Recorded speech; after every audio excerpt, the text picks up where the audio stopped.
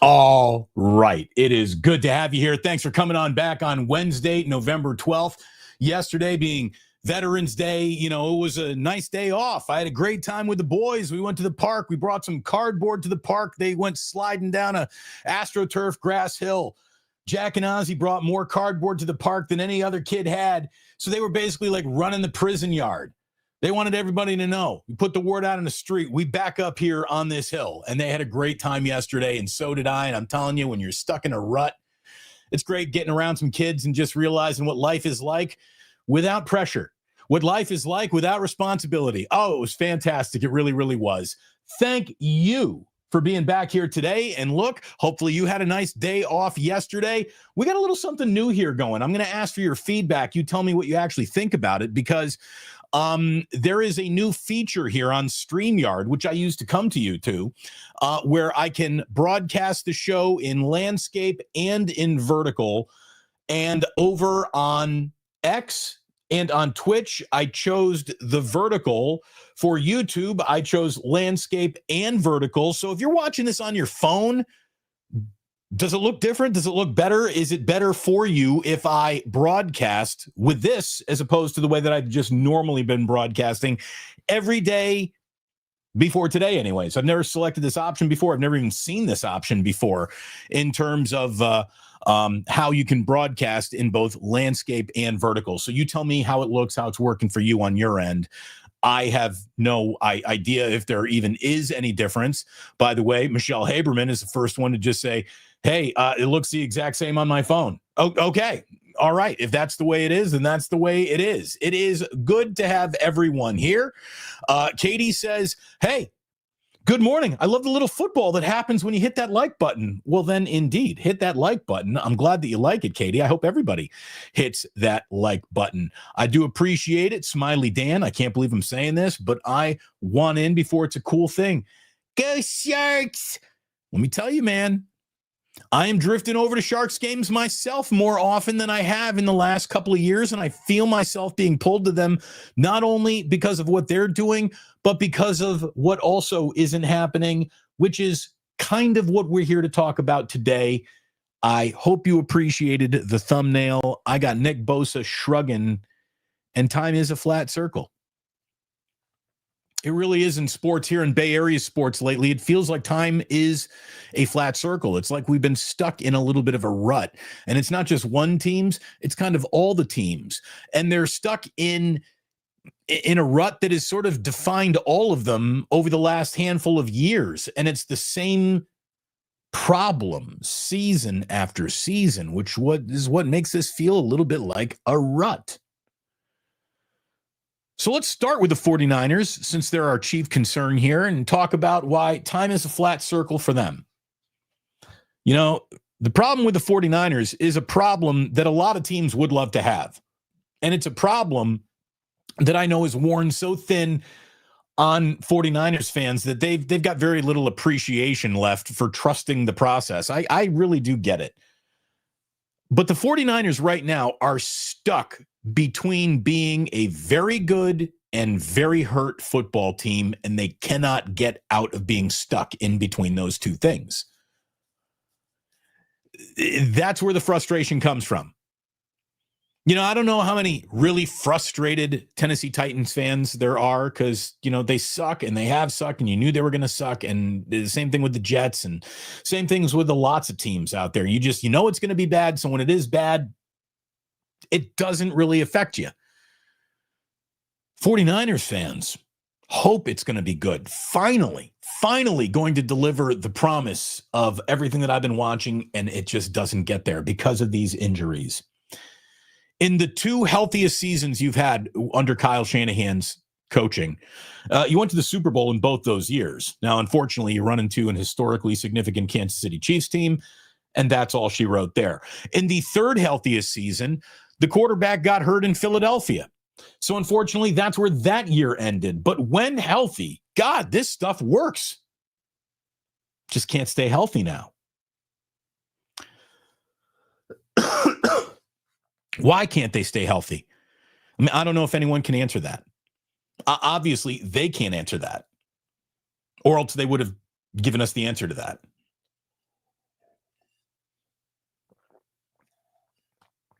So I'm not just here to complain. I'm here for solutions. More than anything else, the single biggest reason why you are frustrated as a 49er fan is because too many of John Lynch's picks have not worked out.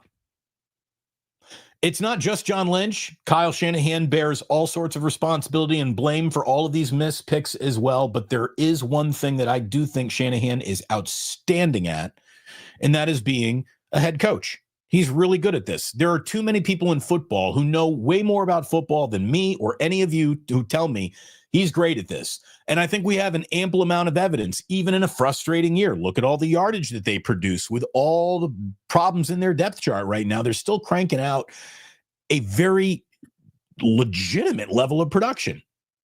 And it's wildly frustrating all at the same time. But it feels like every other guy that they have drafted is basically Jacob Cowing. Now, again, I don't want to just crap on Jacob Cowing. It's not all his fault, but he is the embodiment of, hey, they really wanted this player in the draft, so they got him. And then before you even get a chance to really get excited about the player, they get hurt in the first week of training camp with just a little nick and ding, and it's going to cause them a little time away from the team. Unfortunately, might carry over into the preseason, but that's only preseason. Even for the rookies, it means more. No big deal. Well, then because he doesn't get through training camp and he doesn't get through the preseason, we don't see him early on in the season, and then we don't see him really at all any in the season, and then we don't even get to know the guy. The guy is just a rumor. I mean, how many draft picks are Danny Gray, where you heard about him, then you heard he's hurt, then you heard he can't make the roster, then you heard he's frustrating, then you heard he's gone, then you heard he's out of football before you actually saw him even play for the 49ers. There are way too many. This pick is hurt right away, never makes the field, lost in the sauce, out of football quickly. Human beings being drafted by the 49ers. So I got to blame the guy whose business card says general manager. That's what it comes down to. Now, all John Lynch, it's not all one guy, none of the others. It's never that. We know that. But this is absurd. So here's my official solution. It's time to what I'm calling the full promotion of John Lynch to get him out of the way. It's time to say goodbye, John Lynch. It's time to promote you to non-roster making decision levels. Look, you're always going to get the credit for trading for, Christian McCaffrey, which is arguably one of the three biggest trades in the history of the franchise. Trent Williams is not far away from being that impactful. He really isn't. So, John did those two things very, very well. The rest of it, though, makes me hesitant to think that he's the guy who's going to find the solutions in upcoming drafts to get the 49ers out of the rut that they are in. They reach on a guy who instantly gets hurt, never develops, doesn't impact the rookie year. I mean, how many guys were drafted this season who haven't even taken a snap yet in week 11? Like, that's inexcusable, man. Like, you got to be able to get your players on the field to just see if they can play early in their careers. If you have so many players who you're afraid to even put on the field and fear that they're going to be that bad at it, that means you're not even drafting the right guys in the first place. Or once you do draft the right guys, you immediately realize that you got all the wrong guys there. So why do you keep on letting the same shopper go back to the grocery store if you're always getting the order wrong? Again, there's been enough success in and around this team to where nobody needs to be fired in disgrace or anything like that. That doesn't have to happen. But it's officially time to do something different, because it feels like the 49ers, as much as any team in the Bay Area, is stuck in its own Groundhog's Day loop. That's what it feels like right now. Excuse me, sip of the day. Fantastic. So there it is. I'm officially, every content creator wants to be the very first to the very first point. Maybe someone will aggregate. I don't give a shit who aggregates this or not, but let me be the first to say it's time to ask John Lynch to do less when it comes to drafting this team's future.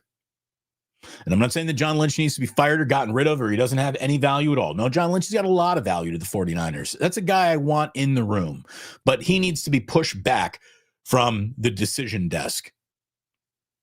And I think that there is a staggering amount of evidence to suggest I'm onto a good idea.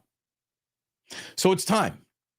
I mean, it's not going to happen this year, but this offseason, when the regular season ends, when this journey ends, it's one of the very first things the 49ers should do. Promote John Lynch so we can't cause these problems anymore. Hire a young, absolutely credentialed general manager. Have that guy empowered to the point where he can lean over and say, Kyle, you just coach the team, dude. Okay? Because I've watched you reach on more wide receivers and running backs, two areas that are your areas of expertise, and you are swinging at shadows. These guys don't even exist on the roster, on an NFL roster 3-4 years after you drafted them. They're gone. They're just out of the league, which means you're really fucking this up. I think that's the thing to do. I think it's time. I think it's officially time.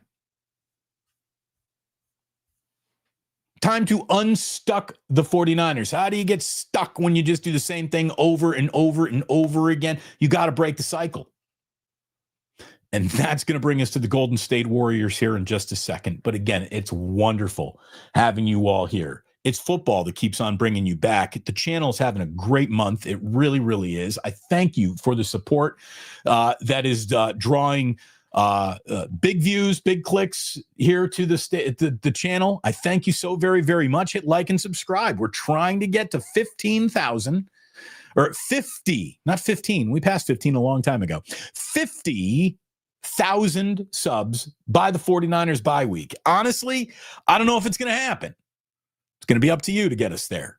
So tell a friend, tell a neighbor, shit, at this point, tell an enemy. I don't even care. As long as they're cool in the chat, they're more than welcome to come hang out with us. It is good to have you. It's great to tell you that our sponsors are a huge reason why this channel is successful, why it keeps on growing. My man Ike right here, I'm telling you, what are you doing for lunch today? Get yourself to Ike's. You'd be crazy to not go to Ike's for lunch today. Sign up for that Love Rewards program. When you do sign up for the Love Rewards program, my good friends, you get a free sandwich. You get prizes with every purchase. You get more. Why is my camera getting a little cloudy again? I don't exactly get it. I've restarted my router. I rebooted the damn camera today. What's wrong? Either way, hopefully I'll be less fuzzy as the show goes along. Thank you so much to Ike's for being an incredible sponsor. We want to thank our friends at the Dubliner for being great sponsors. Kenny and John are awesome. Where are you going to watch the Warriors tonight? They got a back-to-back. Going to San Antonio. Get to watch Victor Wembanyama tonight. That's going to be an awful lot of fun. I don't know if it'll be fun watching the Warriors. It sure wasn't in Oklahoma City. We will get to all of that. But, man, that was a really good young basketball team taking on a not so good anymore, getting older basketball team. And that's exactly what I watched last night, and it's what you all saw too. So get to the Dubliner to watch the Warriors, watch a little Thursday night football. My gosh, week 11 begins tomorrow night. And when week 11 does begin, I want you to check out Sleeper, the world's fastest growing fantasy site. Our good friends at Sleeper right now are still offering a $100 deposit match up to $100 when you use promo code Damon and use so on the link that is in the top of the description of this video. We thank Sleeper. We're going to be putting some parlays together, trying to get winner chicken dinner once again in the world of sleeper parlays. So, okay. Week 11. Thursday nighter gives us Jets and Patriots, right? Patriots can become the first team to 9 wins in pro football with a win on Thursday night to start week 11 already. There's some big games this weekend coming up. Obviously, the top of the NFC West, it will be fought for. We got Seahawks versus the Rams this weekend. You can't find a game bigger than that in football. Although Buccaneers and Bills, both teams sitting at 6-3, that's a big one. Bears and Vikings. Look, Chicago is in a try to prove it to everybody that they're legitimate portion of the the season that can go either way. It feels like for the Bears on any given Sunday. The Vikings are hanging on by a thread. So we'll see what the Vikings look like here. 49ers and Cardinals. Got to pull this one out of the bank. You got to change the juju around this team after that terrible loss to the Rams. It's the math that you need. Going 4-0 in your next 4 games gets you to the playoffs. I really believe that. So do it. Frickin' do it. Got to start by beating the Arizona Cardinals in Arizona. Chiefs and Broncos. Look, man, Denver's already got 8 wins, and the Chiefs are 1-3 away from Arrowhead Stadium. So this feels like a keep that Super Bowl window open game on Sunday for Mahomes in Kansas City. Lions and Eagles, Sunday Night Football. You can't find a higher priced poker game in the NFC than that one right there. Lions and Eagles, huge. You got a still pouting A.J. Brown.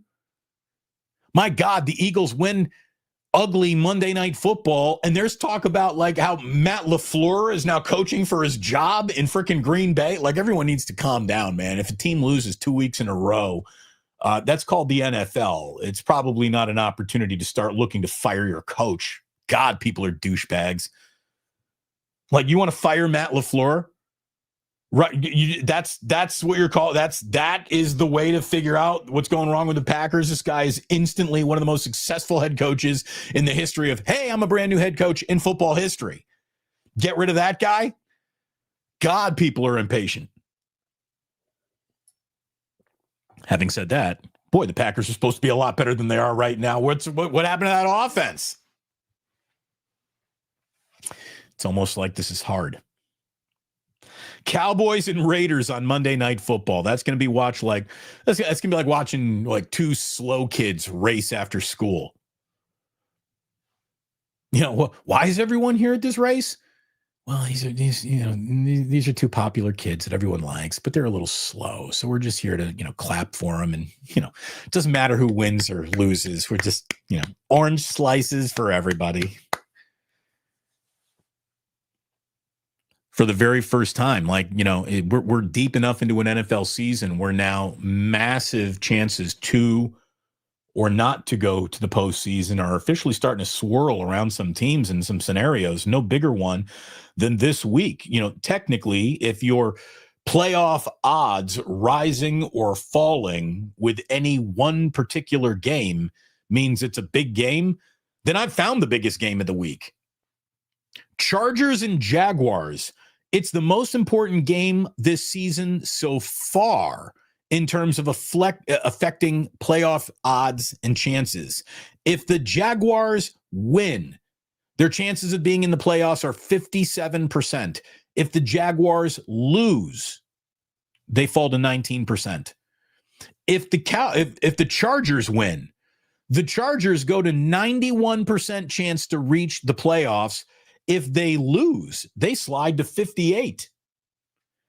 So you got really big forks in the road for both the Chargers and the Jaguars. Now, what either team would do once they reach the postseason, that's not what we're talking about. Because with every offensive tackle that they've signed, the Chargers basically are asking fans to play offensive line at this point. Everybody got hurt. Travis Hunter is getting shut down for the rest of the year, by the way. Ouch, baby. How about that for a top pick? Shut down the rest of the year, and he's not even a 49er. Amazing.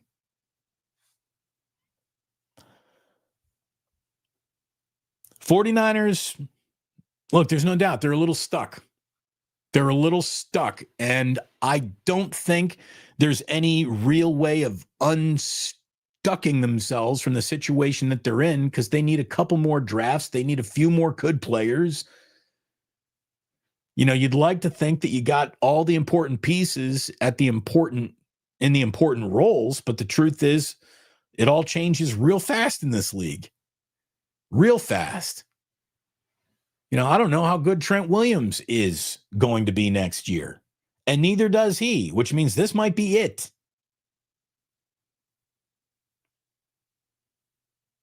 I understand why so many people are frustrated. I really, really do. But there's no reason to blow it up because that's not going to fix it. And I don't think that there was any further reason to go trade all these future picks to get a mediocre team above mediocrity right now.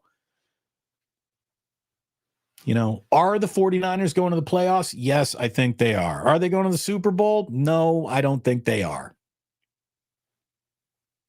How much do you further want to invest in that?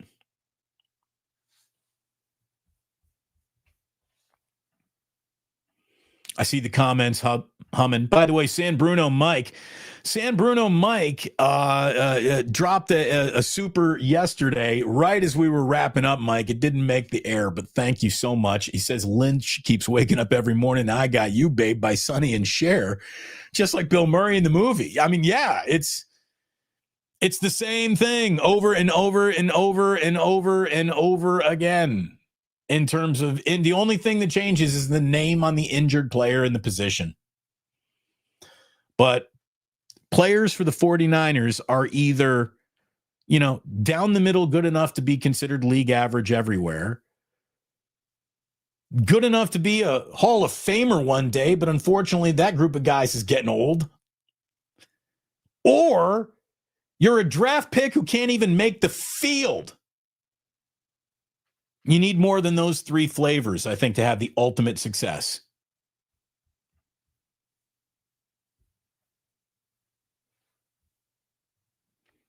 I got no idea what you're talking about. Tushy pushies? What's going on here, Chef A? Well, I just hopped in the chat. Oh boy. Oh, she wants to know, can I hate the phrase tush push? I don't like it either, especially when the brotherly shove is just right there. The brotherly shove is there. They could have gotten rid of tush push 2 years ago if they wanted to, but somebody likes tushy. Somebody really does.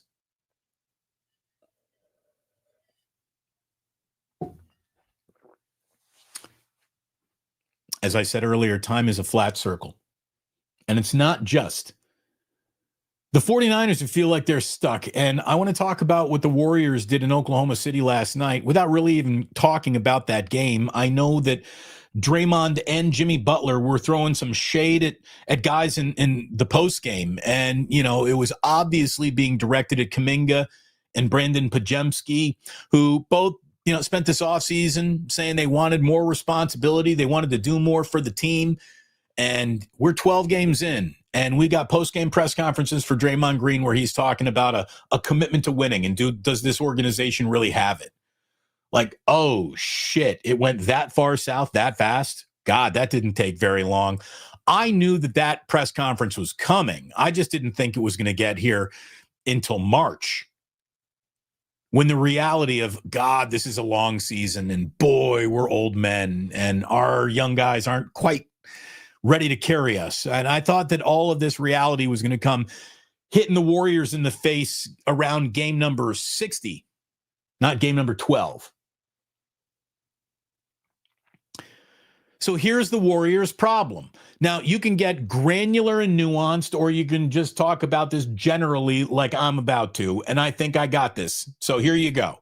The Warriors' problems is their good players are their oldest players in a game where that can't be sustainable. And unfortunately, their young players aren't a lick better than good.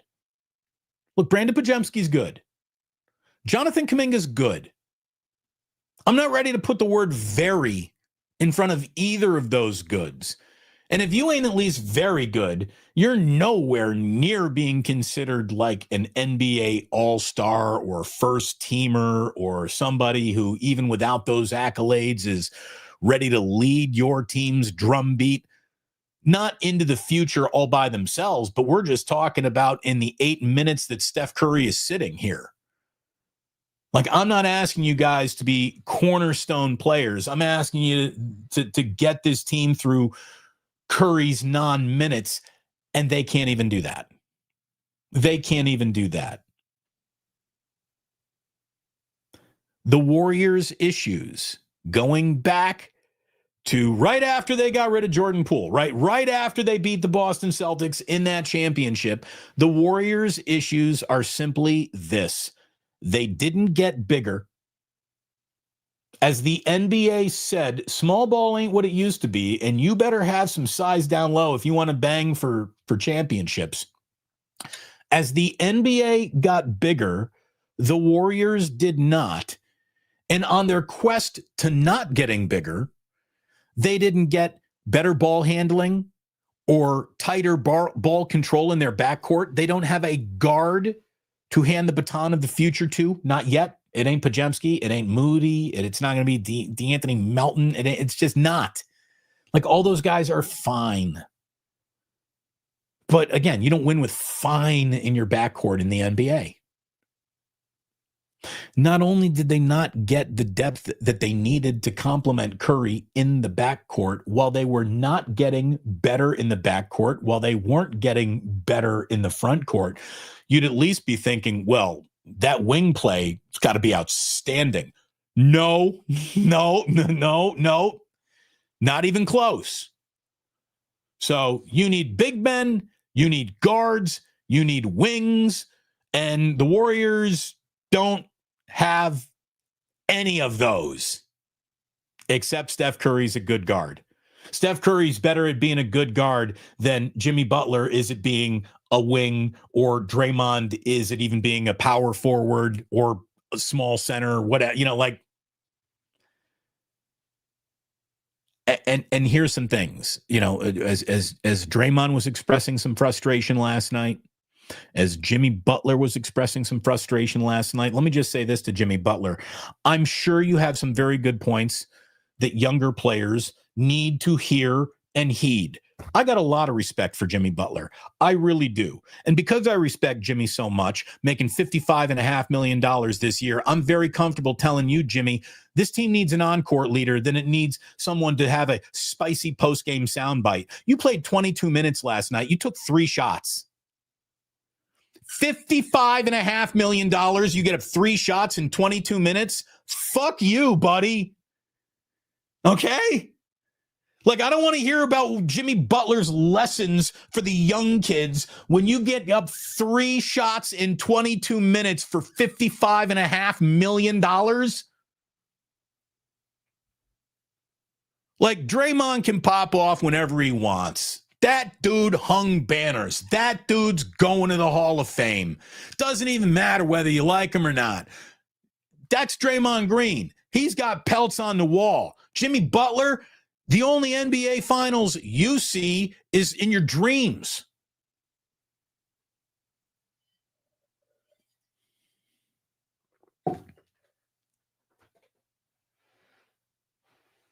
So this was very easy. I mean, you saw it coming. There's no doubt about this.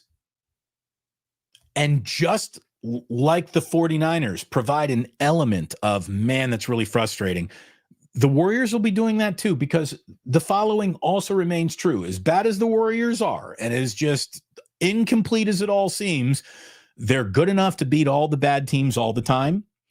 They're good enough to beat most of the good teams most of the time. And they're good enough and have a level of talent that on any one night where it all clicks, they could beat anybody in this league. But they're not about to beat any good team in a 7-game series, probably not ever again. And in the same way that I'm telling you it's time to move on from John Lynch, I'm telling you that the only team that we're about to talk about in terms of, is there really even a mechanism available to restart or jumpstart or get the rebuild officially kicked off and underway? There is one, but unfortunately for the Warriors, it's the unthinkable one. Trading Steph Curry. And it might, seriously, I know no one wants to think about it, but I'm here to tell you right now, Steph Curry is not going to see another NBA Finals in a Warriors uniform. Their championship window is over. Over. So what does Steph Curry, how does Steph Curry's end of his career best help the Golden State Warriors? By being the beloved player in the uniform that you see win fewer games and have a shooting percentage descend between now and the end of his career, or trading him away for pieces that could absolutely be part of the next generation. And right now, I'm telling you, the biggest problem with the Warriors is that they need to be in next generation mode, and the next generation hasn't been drafted yet because it ain't going to be Kuminga, it ain't going to be Pajemski, and it ain't going to be Moody. Quentin Post is a better representative of what the Warriors' future could be. This Richard kid, how come he drops 30 the other night and then is not even seen from since he does it? Like, I don't get it. I don't get it. You know, Steve Kerr is trying to play 14 dudes a night like he's coaching a YMCA team.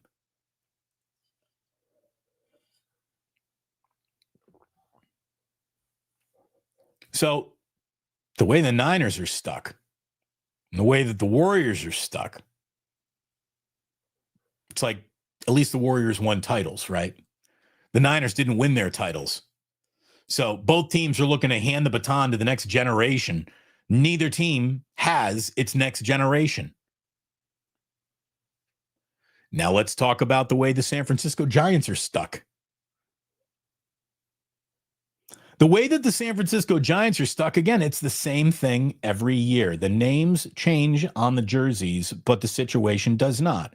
The Giants have good pitching in either one of two places. They've got a good starting rotation or they've got a really good bullpen. And when they're both good at the same time, the chances that the Giants have of being a very good baseball team are obvious. You know, pitching means an awful lot. When they got good pitching, they're a good team. So then it becomes about the lineup. And that is pulling teeth at all times and has been for fucking years. It just never improves. You know, so they can't land a single free agent, which means they have to trade for Rafael Devers, which they did. Big, bold trade. I get it. They 100% have, there's nothing to debate here. That ballpark scares away everybody. Nobody wants to come and hit in that park. But have they radically changed the way they go about constructing their roster? No, they haven't. As a matter of fact, the only radical thing that they've done is bring a guy in to lead a dugout who has not spent more time in a major league dugout than I have. I promise you, I've spent more time in a major league dugout than the Giants manager. Just sitting there, interviewing players, talking to managers. I've been in major league dugouts in a lot of different stadiums. The other guy has never, ever, ever done it. The other guy is literally a development that no team in baseball ever even considered before.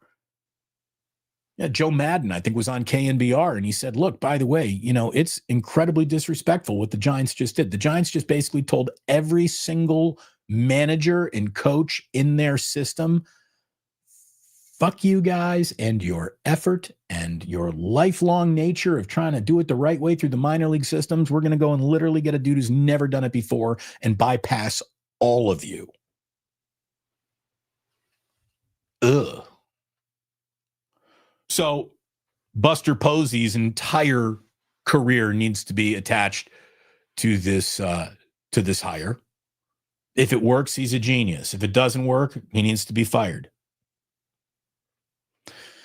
Not only are the Giants totally stuck with their own inefficiencies, they're now behind the Dodgers, who are like historically outstanding. They're behind the Diamondbacks, who are forever good and young these days and seem to be getting better and younger at the same time all the time. And the Padres, look, what can you say other than they're behaving like a Major League Baseball team should behave season after season after season? There doesn't seem to be a massive regression to the Padres or back to being the Padres. Don't need to worry about them anymore. It doesn't seem to be like that at all. At all. So the Giants are not only not who they need to be, but they're surrounded by teams that are better than them, that seem to understand how to put it together better than them. And I will just say that it's officially time to draft hitters, draft nothing but hitters, draft only hitters, and sign free agents as pitchers, because you cannot find a single hitter to sign with you, so you're going to have to draft them and bring them through your system. Any pitcher in baseball would love to sign with the Giants. So do that. Do that. Draft nothing but hitters, pay for your pitching, and see where that gets you. Because the way you guys are going about it gets you topped out at about 80 wins a year.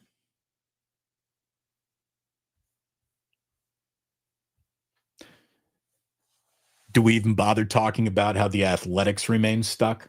It's really not our problem anymore, right? We're not in Las Vegas. We're not in Sacramento, but we are on the internet, and the internet goes everywhere. So sure, why not? Let's just focus on this.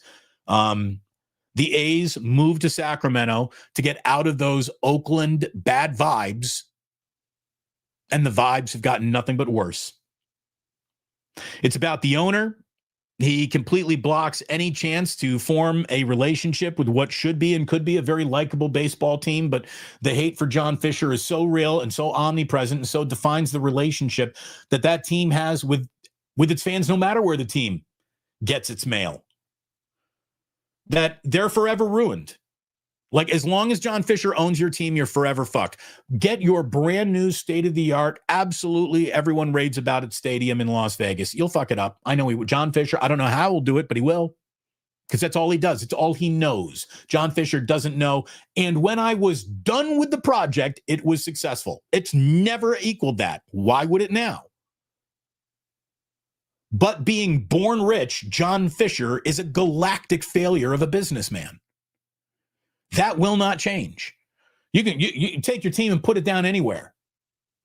You are the problem. By the way, the financing in Vegas is already a mess. There's articles about doubts, and that's all you see. You know, Major League Baseball's decided it wants to ruin its own franchise and watch a guy burn it all down in the name of my daddy was rich and said that I could, then get it into the hands of a responsible, actual, wealthy owner who could do something with them. No. Look, I don't know how it ends for the A's other than poorly. It always ends poorly. And that will never change as long as John Fisher has got his hand on the lever. Now let's talk about the one team that feels like it's got momentum. And like Smiley Dan said earlier in the show, that's the Sharks. The Sharks feel like they got a little something going all of a sudden. They got a youth movement. They were unafraid to officially bottom out, start over again. Everyone else trying to tiptoe that we're not rebuilding, we're just reloading bullshit. No, the Sharks knew where they were, admitted it. And there's more dignity in that admission. And now they've got young pieces that are leaning people into paying attention again. The San Jose Sharks, in their own weird way, might be the single healthiest franchise in the Bay Area right now. Cal football, exciting young quarterback, just won, I think, the Davey O'Brien QB of the week in the NCAA, Sagapola Tele. But Cal remains stuck in obscurity no matter what. Stanford football, it just cannot climb out of not mattering. Just it can't. I don't know why, don't know how, don't know if it's ever going to be able to solve that. And you want to talk about being stuck in a rut? Let's talk about the Bay Area media, the Bay Area sports media. Do you realize there used to be like prestige names attached to channels and stations and newspapers and people in the Bay Area with Bay Area sports voices? These voices mattered. We've officially reached the be mad at me portion of the season of Tim Kawakami's Twitter account, where he's just, this happens every year. He's like, I told you that the Warriors are going to be not very good. And people are like, oh, Tim, it's all your fault. And he's like, yeah, be mad at me. It's all like, it's the same thing every year. You can set your watch by it. Then you got the media fractioning into bootlicks and doomsday salesmen. Like, Why do you stand out, Damon? Because I seem to be like a reasonable voice in the middle. I'm not some bootlick telling you that every single decision this team makes is a strategic chess move that is four moves down the board and you didn't even see it coming. I'm not that guy. I'm also not here to tell you that everything is awful and everyone needs to be fired and fire everybody and kill everybody is the only way I know how to deal with sports and DFA that guy and trade that guy and fire that guy. I hate that level of coverage, and I hope you do too. The media in the Bay Area is now astoundingly less robust than it used to be. And believe me, you get the newsroom you pay for. You know, when you turn on the radio, if it sounds like there are nothing but weekend board ops on the station, that's because there are nothing but weekend board ops on the station. That's actually happening. The guy who was running a board last week is hosting Afternoon Drive this week. Good luck with that.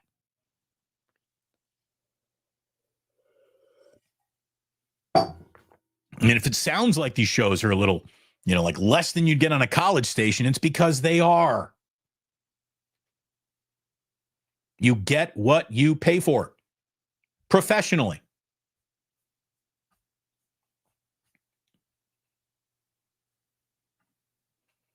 Again, thank you, Chemistry Gangbang. I appreciate that.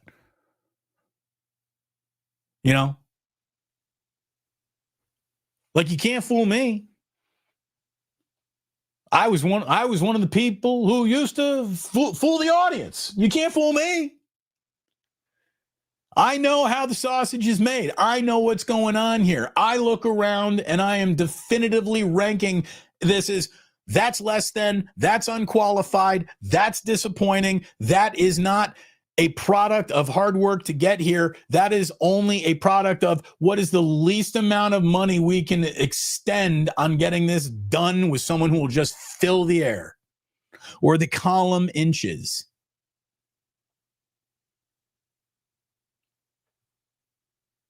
Stinks. It stinks.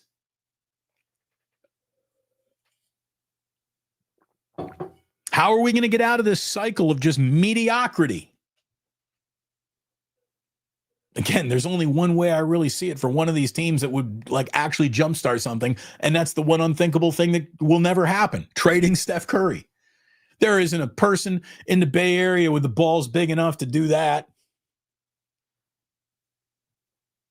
I don't even know if I blame you, but I'd consider it. I mean, I would be exploring. Absolutely, I would be. I wouldn't make that public, by the way.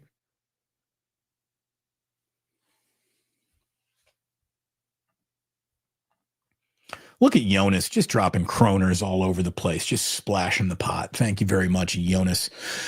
He says, why should the Giants not try something new? I just can't see the problem. Since you went with me to a game a few years ago, nothing much happened. Yeah, look, all I can tell you is that the bar that we got beers in is no longer there. The problems remain.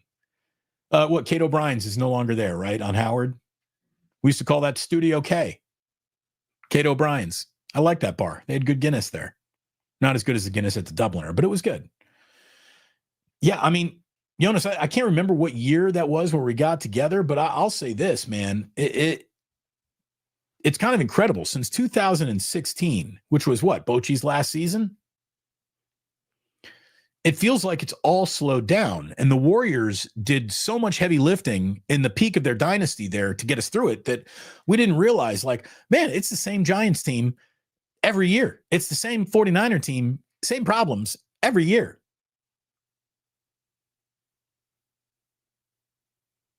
It's like we got historically spoiled and then just dumped. Like, man, I thought everything was going great. We had a great date. Man, the sex was fantastic. Dumped. It's over. I thought things were going well. By the way, speaking of dumped, did you see that the Dallas Mavericks have dumped Nico Harrison? I mean, you knew it was going to happen. It's just a matter of when and how. But how about that? Dumped. Nico dumped. That's something else, right? There's no way that it was his idea to do that. Like, that's got to come from ownership. Because if your general manager actually walked into your office and said, I'm thinking about trading Luka Doncic, don't you just fire that guy the second he ends that sentence? Like, isn't that a fireable sentence? So it feels like Nico was asked to do the dumbest trade since, the Red Sox got rid of Babe Ruth almost. And it feel like yesterday, you read the Dallas Mavericks, announcement that they're walking away from Nico, and you even had Cooper Flagg's mom saying like, hey, I really don't get it. My son is trying to start his NBA career and everybody in this building is just booing the Dallas Mavericks. Like people in Dallas want the Dallas Mavericks to lose because they just want Nico fired. So they want nothing but failure until Nico gets his, and then maybe they'll actually start liking the team again. Like, that is how divisive just the presence of Nico Harrison became. No one was even rooting for Cooper Flagg. They're just rooting for the Mavericks to lose so Nico might get fired. And even Cooper Flagg's mom is like, why would you do this to a team just to protect one person? Like, why? Get rid of him. And so they did. And the Dallas Mavericks, basically, they hired Nico to be the hatchet man on the single most indefensible trade in sports history. And then, as Nico Harrison's usefulness came to an end, they cut their head off their own hatchet man. Nico should never be hired again. Again, if he was told to trade Luka Doncic, he should have instantly resigned in that moment. If he were the one to come up with that idea, he should be instantly fired in that moment. And either way, since he didn't respond the correct way to that moment, I don't think he should ever be allowed another moment in professional basketball again. Nico Harrison, you blow, dude. Nobody likes you. You're not good at this. So, bonsoir.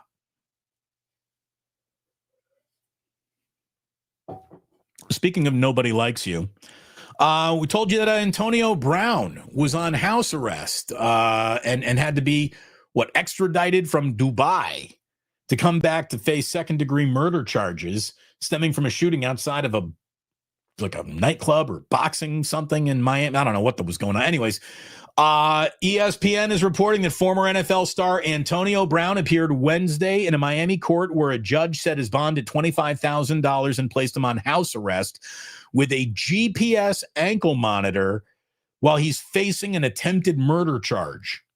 According to the arrest warrant, Brown is accused of grabbing a handgun from a security staffer and firing 2 shots at a man that he had gotten into a fist fight with earlier. The alleged victim told investigators that one of the bullets grazed his neck. Team Brown is saying that the scratch on the guy's neck came from the fisticuffs before the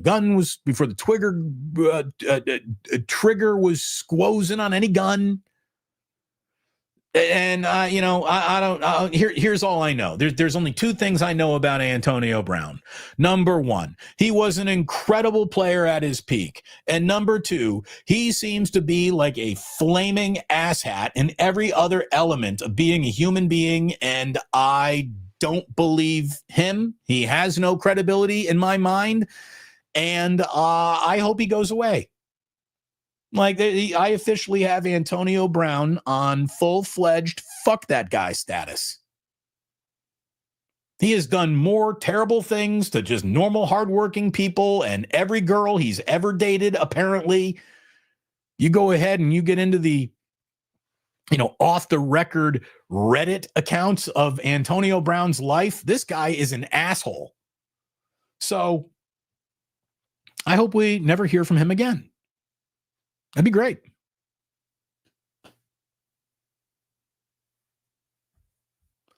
So, time is a flat circle, man. It really does feel like there are a lot of just stuck in the mud, tire spinning teams here in the Bay Area right now. And it's like, I feel like What's her name in oh God, why am I blanking on everything right now? Mona Lisa Vito or whatever she is in My Cousin Vinny. It's the pause traction. Your wheels are spinning because you don't have pause traction.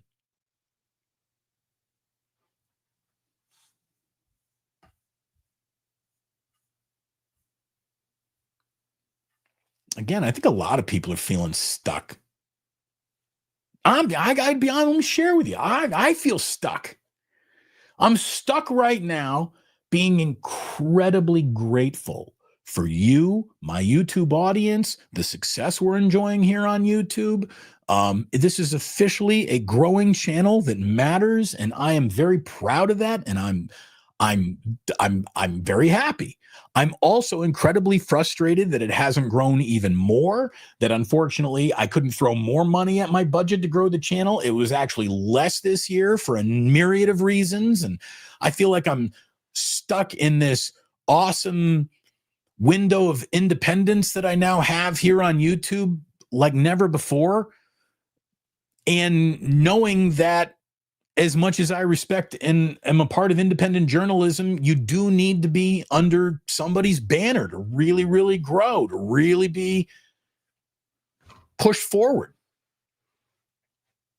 And, you know, I feel stuck at times between the career that I had, the opportunity that I've now carved out for myself. I'm incredibly proud of what Jillian and I have built over here and what she's done to help me and what my friend Carl has done to help me. And it's been an incredibly rewarding journey in many, many ways. In other ways, it's totally fucking sucked and we don't have the money and the budgets to do things that we used to. And I got first world problems for sure, but they're my problems. There's just a lot of feeling like people are stuck out there. So I hope you catch a break. I know that the Warriors are hoping to catch a break or two here. I know that the 49ers are hoping to catch a break or two along the way. I hope you catch a break or two along the way.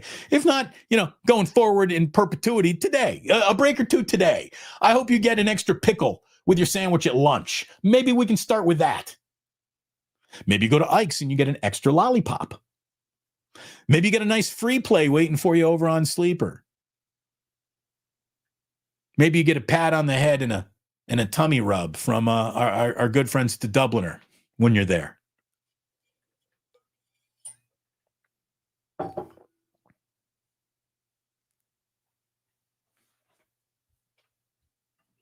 Squozen. Yeah, I did use the word squozen. Squoze. And yes, thank you. We got My Cousin Vinny and SF Indigo. You're right. Marissa Tomei. I got stuck between Marissa Tomei. What was she? Mona Lisa Vito? Isn't that it? Mona Lisa Vito Corleone or something like that? It's a ridiculous name. I love that movie.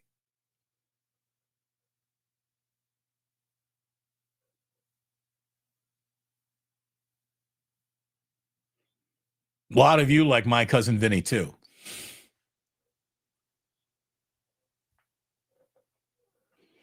Regular Ryan is sharing. He said, I feel like everyone is stuck right now. Careers aren't guaranteed anymore. Layoffs are clockwork. Everything's getting more expensive. You got to make your own things to look forward to. I tell you, that's why going to the park with my two boys yesterday was exactly the headspace I needed to crawl into. There are times where, you know, look, I'm lucky. I get to work in the toy department of life.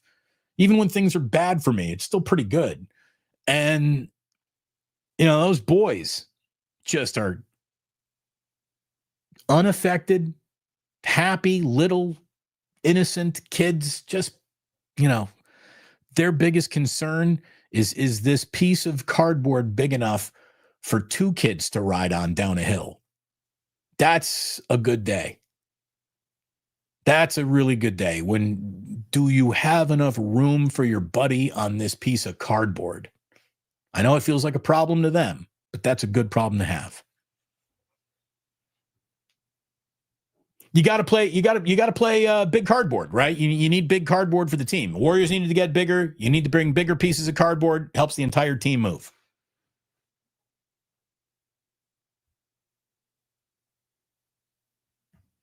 Mona Lisa Vito, her biological clock is ticking like this.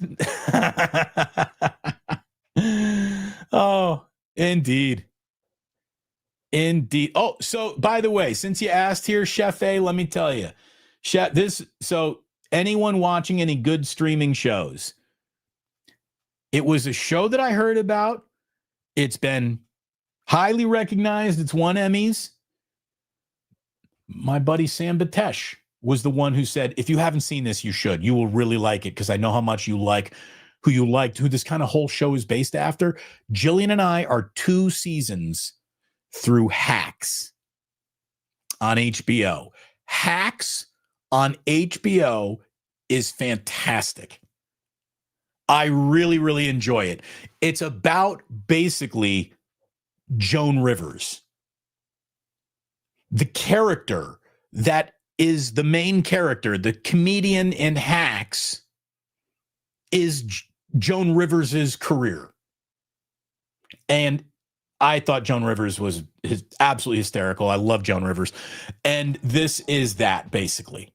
It's a really good show on HBO. There's so many like built to be frustratingly annoying characters, but they're done so well and they never linger for so long that it flows right. To me, one of the greatest tests of is this a good show or not is, do you look at your watch once in a single episode? Do you ever check your watch? There are so many shows, which I'll even admit, like, hey, I really like this series, but that was 8 episodes. Could have been 6. This thing was 3.5 hours. That could have been 2 hours and 45 minutes. There isn't an element of Hacks yet in a single episode where I thought, all right, you're lingering too long on this. This is an unimportant plot device. You can move back. This stupid. Like even the little side gay couple story, the story C in the episode is usually a good enough story. So I'm telling you, Hacks. Chef A, if you haven't checked out Hacks, check out Hacks. The Studio, absolutely. The Studio, I really enjoyed the first season of The Studio too. Really enjoyed it. Oh, see, there you go. I love Hacks. Just started season 4. It's good. It's really good. And people who've been watching Hacks say it gets better as it goes along, which to me is nice because I really enjoyed season 1 and season 2. And you're telling me this thing even gets better? How often does a show actually get better as it gets into season 4? So that's a really nice sign too. All right. Anything else here today? Damon, your watch is a flat circle. It's a full circle show. Yeah, I've done this show before too. I know it. Yeah. It's that time of year. Again, when Tim Kawakami starts rolling out the "it's all my fault" tweets, that means that people are officially starting to piss Tim off and come down his chimney. All right. How do we end the show? We end with a little history lesson. As always, we go in chronological order because that's what history does. We start with our birthdays, and happy birthday to Wallace Shawn, 82 years old. Is that iocane powder? See, I know that you know that I know that you know. What a great scene in The Princess Bride. He's always good in everything he's in. Happy birthday to Wallace Shawn, 82 years old. Happy 80th birthday to Neil Young. Neil Young is prolific as a singer-songwriter. Crosby, Stills, Nash, Young, come on. Solo career, Old Man, Take a Look at My Life, Harvest Moon. It's an incredible album, man. Really is. Really is. So happy birthday to Neil Young. Happy 64th. How about this? A couple Olympians. One as respected an Olympian as we've ever had, and the other as scandalous an Olympian we've ever had. Happy birthday to Nadia Comaneci, the Romanian gymnast who captured everybody's hearts. Nadia Comaneci is 64 years old. Tanya Harding, 55 years old today. Tanya Harding, again, highly respected, highly scandalous. Nadia Comaneci and Tanya Harding both celebrating birthdays today. We got a couple of good-looking people celebrating birthdays today. Ryan Gosling is good-looking and 45. Anne Hathaway is good-looking. She is 43. Congratulations to the good-looking. And happy birthday to your Sacramento Kings guard. Russell Westbrook is 37 years old today. Happy birthday to Russell Westbrook.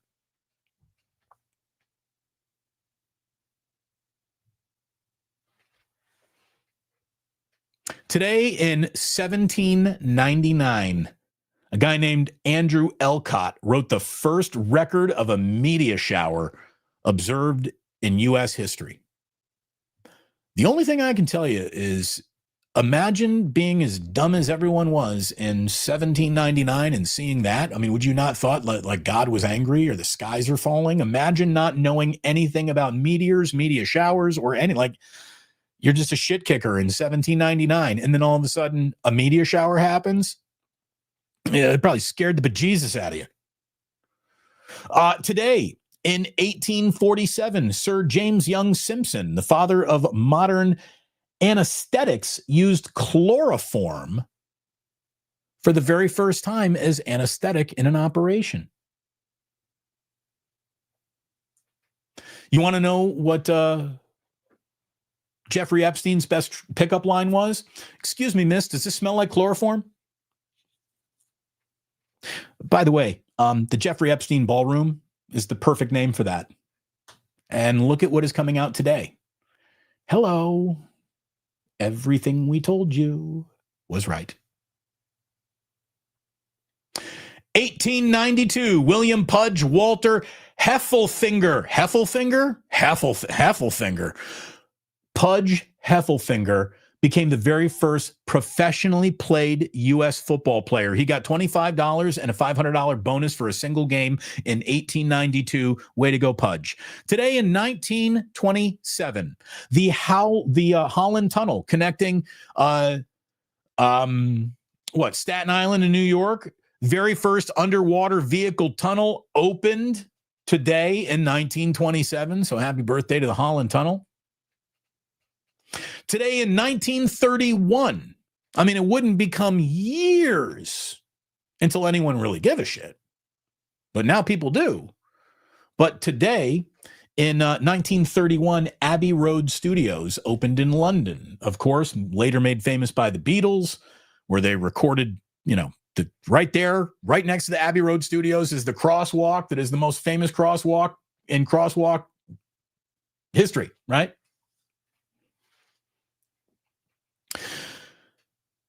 Now, here's a video that I'm sure you've seen on YouTube. And if you haven't, as soon as this live stream is over, you can go find it. It's great. Today in 1970, the Oregon Highway Division attempted to destroy a beached 8-ton sperm whale near Florence, Oregon, and they used half a ton of dynamite. So they put half a ton of dynamite on this huge beached sperm whale, and they blew it up. And in the following minutes, were rained upon by the stinkiest whale gut blubber storm that ever hit the coast of Oregon. Like, you had cars being dented with whale carcass hundreds of yards away from where the original sperm whale was blown up. I mean, you haven't seen sperm shot into the atmosphere like this since the last time you saw a Peter North video. It was an explosive sperm detonation of the first degree. You have to see the video. It's hysterical.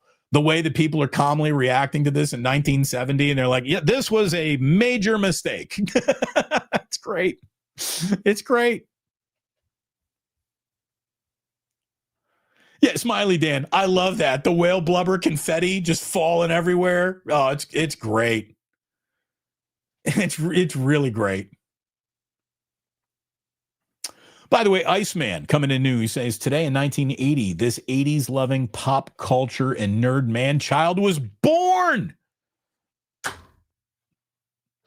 All right, Iceman. You've come to Plus Mania. You get the birthday hat. The birthday hat is reserved for the very, very few. We'll even take it a step further since you're talking about having a drink. You know, why not? We'll just do a little tug of this right now. Woo.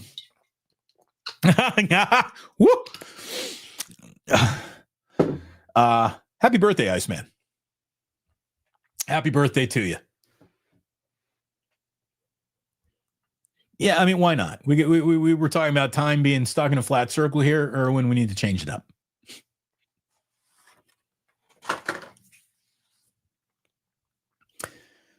Okay. Well, today in 1981. You know, the reason why they went from the rockets of the Apollo era to the space shuttle of like the Challenger era is because you could only use those rockets like once. And so NASA was like, man, this is getting expensive. We need to use something we can use more than once. So they come up with the Challenger, the Discovery, whatever that first one was. Either way, the mission S2S using the space shuttle Columbia. Oh, that was the first one, Columbia. It was used for the second time. So today was the first time they used one of those for a second time to go up to outer space, which is the whole point of why they built the damn thing in the first place. So I'm sure it was a big day for the Dork Malorkai in Cape Canaveral. Today in 1993, the very first Ultimate Fighting Championship, UFC 1, was held in Denver, Colorado. Man, well, look at what the UFC became. 1993, I mean, I was in college, and I remember it was like UFC 2 or 3 or 4 where I saw Royce Gracie for the very first time. And you had the Gracie Jiu-Jitsu phenomenon being launched from that moment and point in time. What's his name? Paul Shamrock, I think, was one of like the original UFC guys. I don't know.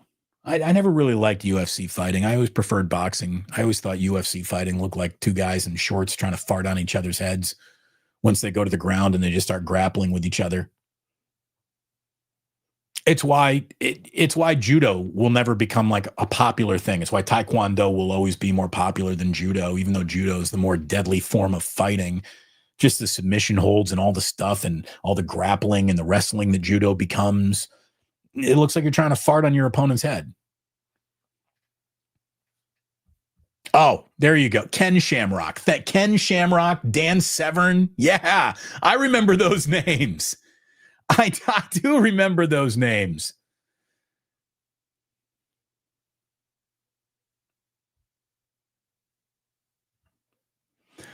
Sal says, I'm new to these live streams. Is this a regular stream? Yeah, this is it. This is kind of what it is. This. I hope you like it, Sal. Hit subscribe if you do.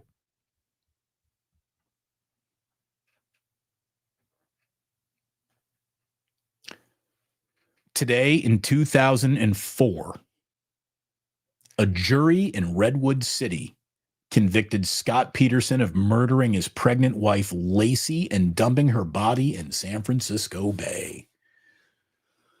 Oh my God, do I remember what a big story that was. Scott Peterson, Lacey Peterson. I mean, there have been countless documentaries and mockumentaries and crime docs and bad Lifetime TV shows made about that. Scott Peterson. Yeah, there you go. You know what? You're so right. Vince, totally framed. He went fishing. Exactly. That guy got framed. Yeah. Yeah, Nancy Grace. That's all she had, right? Nancy Grace basically went straight from OJ to Scott Peterson. Oh, good. Sal, you're in.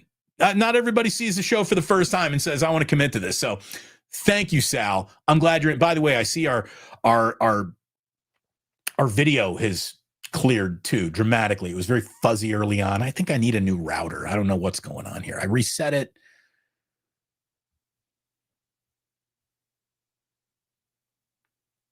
I don't know what I'm doing.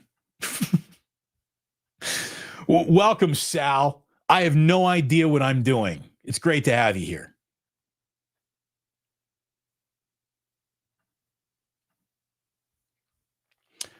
As always, to do Today in History properly, I think it needs to be in chronological order. I'm going to skip one, go to the end, then come back, because these are two things that I think are pretty cool. We don't do a lot of this guy passed away here today, but I am so glad that Stan Lee was around to get the flowers that came to him so late in life with the popularity of the Spider-Man movies and the Avenger movies and all that stuff. And look, that might have ruined the movies and given us nothing but a generation of comic book movies. You know, what Martin Scorsese says, it's not cinema. It is for some. It's definitely some for kids, and it's meant a lot to that generation. I always thought it was really cool that Stan Lee got to see it and was a part of it and did a cameo in as many movies as he could. I always loved that for him. Excelsior, Stan Lee passed away today at the age of 95. What an impactful, well-lived life. And the guy did so much for pop culture that you couldn't even imagine current pop culture without him. Yeah, imagine the world with no Avengers, no Spider-Man, no Fantastic Four. Although I got to tell you, I just watched that Fantastic Four reboot with Pedro Pascal. You cannot bring the Fantastic Four back and have it be interesting on any level. It doesn't work anymore. It just doesn't. I'm sorry. That was not good. It was not a good movie. I got to tell you, I saw that new Superman movie with the dog Crypto. Oh my God, that is as big a piece of shit as any superhero movie has ever tried to be. Wow, that is awful. That was awful. And it wasn't even like, oh, Damon, they're not making these for you anymore. This is a movie for kids. You're a 50-year-old man. No. That was awful. Awful. Like, they made the first Christopher Reeve Superman movie for kids, and 50-year-old men walked in there, saw that, and walked out going, that's a good movie. That was a good movie. Did anyone walk out of that latest Superman movie going, yeah, those stuff with the dog, that was adorable? What, are you fucking kidding me? It was awful. I'm glad Stan Lee died and didn't have to see that. Not that he was responsible for it. It was awful.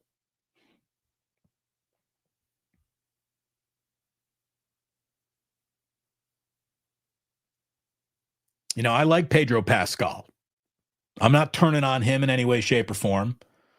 There's a reason why the Fantastic Four has not caught on with another generation since the 50s. All right. As I said, we always go in chronological order. I did skip the single most important date here in history because today, November 12th, 2016, I had the pleasure of making Jillian my wife. I don't know how well it's worked out for her. As a matter of fact, she definitely got the raw end of it. But today, 9 years ago today, we got married.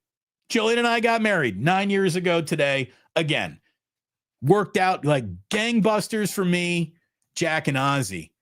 Jillian's probably looking for the receipt somewhere, but I threw it out. There is no gifts receipt. She's going to have to keep me after all.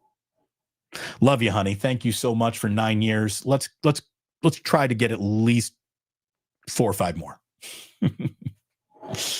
I want to thank all of you for being here.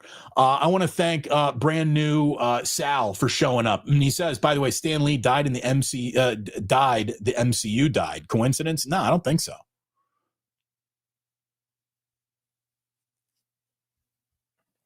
What's up? Do you know what today is? It's our anniversary. What do you mean? Like here? Or to us? Me and you? Yeah, look, it's funny. Oh, look, I reached old man status in my late 20s. Just getting married finally confirmed it.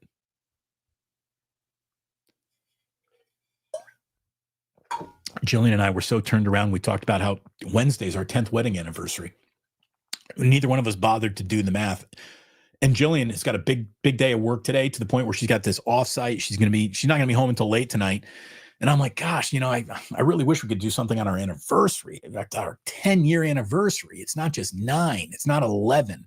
10. That's a big one. You got to celebrate that. Fuck. This sucks.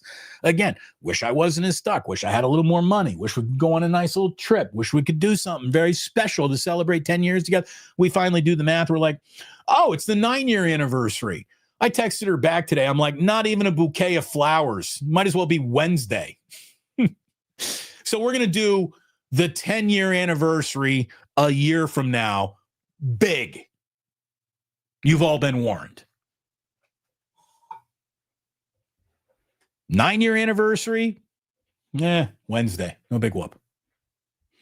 Thank you very much for being here. Thanks for being a part of this. I really do appreciate you spending your precious time with little old me over here on little old YouTube in our corner of the world. Thank you. And please hit like and subscribe. Please check out The Dubliner, check out Sleeper, download that app, use promo code Damon. And oh, by the way, a great day to go get a sandwich at Ike's right now. If you've never watched the sperm whale exploding in Oregon video, have fun with that now that our show is over. But in the meantime, thank you for being here. And please do remember that sports don't build character. They reveal it. And like that, he's gone.